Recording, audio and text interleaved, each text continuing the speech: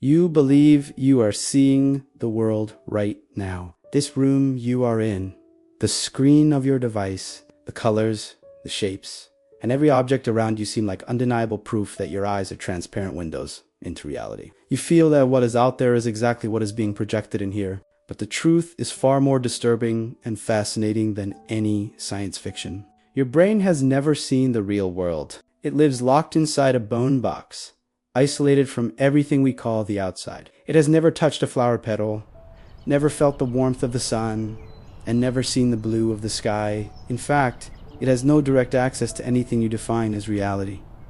What you call life is, in truth, an internal construction so perfectly crafted that you never once suspected the illusion. In this video, we are going to dive behind the scenes of your own mind to understand how this magic happens. Get ready, because after understanding how your brain operates, the world will never look the same again.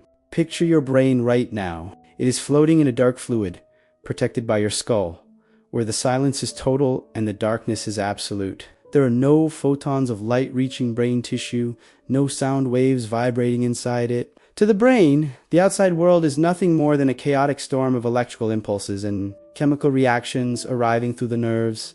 It is like a radio operator locked in an underground bunker, trying to figure out what is happening on the surface using nothing but Morse code beeps. It receives an electrical signal and has to decide, is this the flash of lightning or the bark of a dog? That translation is the greatest trick in all of biology. The brain takes that raw, colorless, formless data and transforms it into the vivid experience you are having right now. It is like a film projector creating full-color images from a black and white reel. Light, sound, and touch do not exist out there the way you imagine. They are the final interpretation your nervous system gives to electrical signals. If the brain stopped translating those codes for just 1 second, the entire universe around you would simply vanish. All that would remain is a vacuum of meaningless data. So what you call seeing is, in reality, the result of an extraordinarily sophisticated guessing game. The brain does not observe the world. It reconstructs it piece by piece, using memory and expectation to fill in the gaps of what it cannot perceive from inside the darkness of the skull. And that leads us to an unavoidable question.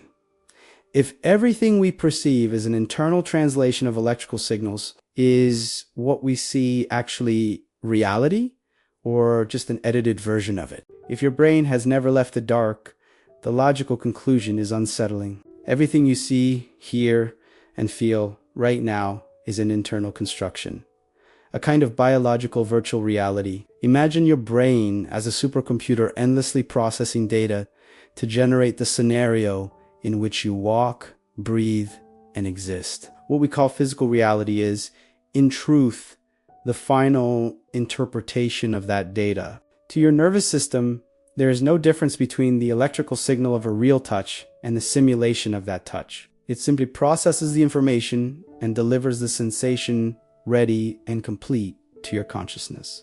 That is why, when you dream, the experience feels just as solid and real as waking life. The graphics engine of your brain is running the same program, just without the external data to guide it. This neural simulation works like a simplified map of a vast and invisible territory. The real world is a chaotic ocean of electromagnetic radiation and molecular vibrations, but your brain filters all of that and delivers to you only what is useful for your survival. You do not see the atoms, the radio waves, or the infrared spectrum passing through your room right now. You see solid shapes in vivid colors. The interface your brain creates is so convincing that we forget we are looking at an icon of reality, not reality itself. We are like players in a video game who believe the mountains on the horizon are made of stone, when in truth they are nothing but code and pixels being processed in silence. And if you are finding this fascinating, go ahead and subscribe to the channel. This is exactly the kind of mystery we explore here every single week.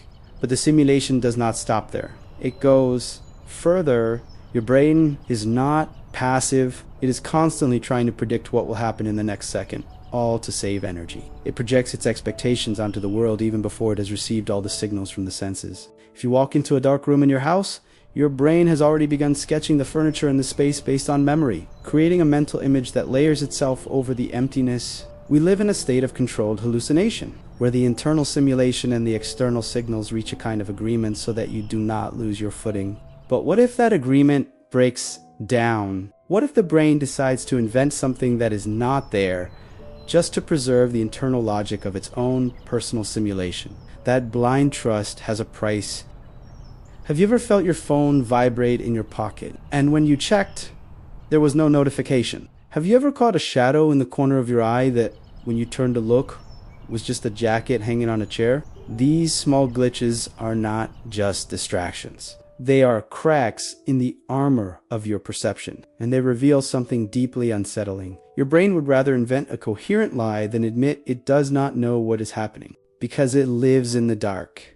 It works with probabilities. If the signal coming from your eyes is vague or ambiguous, the brain simply fills in the blanks with what it believes should be there. It creates a momentary hallucination that you accept as absolute truth until the light shifts, or you get close enough to see clearly. These illusions show us that our vision is not like a camera recording a film. It is like an artist painting a picture in real time, often using paint he mixed himself. There are blind spots in your eyes, regions with no light receptors at all, but you are not seeing two black holes in the middle of your visual field right now, are you? That happens because your brain acts like an incredibly fast video editor, copying and pasting the surrounding textures to patch the gap. It literally invents parts of reality so that your experience feels continuous and seamless. It is such an efficient data forgery that we spend our entire lives without noticing that large portions of what we see are, in truth, internal assumptions. When we look at an optical illusion where two colors appear different but are actually identical, we are watching the brain override physics in favor of context. It decides that if an object is in shadow, its color must be lighter than it appears, and it adjusts your visual perception so that you see its interpretation, not the actual frequency of the light. That biological stubbornness proves one thing: we are not passive observers of reality. We are active creators of it. And now we arrive at the question science has not yet been able to answer. If everything you experience, the colors, the sounds, even the glitches in your own vision, is a creation of this biological computer locked in the dark, who exactly is sitting in the audience watching this show? The brain is that biological processor in the dark, doing nothing but translating electrical signals into images and sounds. And that raises the greatest enigma of all.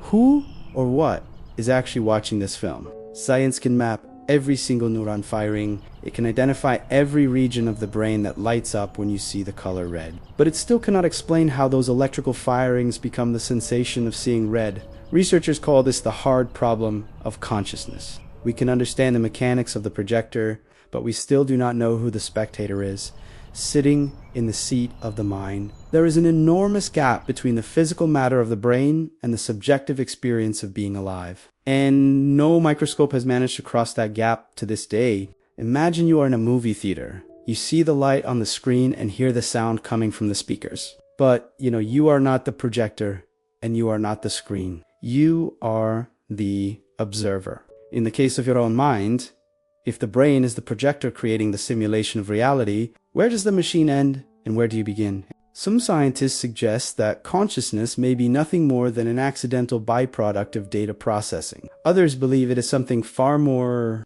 fundamental, something that may not even belong to the physical world as we know it. That uncertainty turns your skull into the most mysterious laboratory in the universe, the place where dead matter suddenly gains the ability to feel, to love, and to question its own existence. If the reality you see is a creation of your brain, and your brain is part of that same reality, the cycle closes into a knot that logic has not yet been able to untie. The fact that you are here processing these words and feeling curiosity stir inside you is already proof that something exists beyond mere electricity. Maybe you are not the one who looks in the mirror. Maybe you are the consciousness that inhabits the space between thoughts. Texto Padron, here is the question to carry with you. If the reality we know is a creation of the mind, what is left of us when the brain stops projecting that film? If this journey resonated with you, hit like and share in the comments what you think. Your perspective on this mystery is part of the investigation. And subscribe to the channel to keep going, because in the next video we are going to explore something even more radical.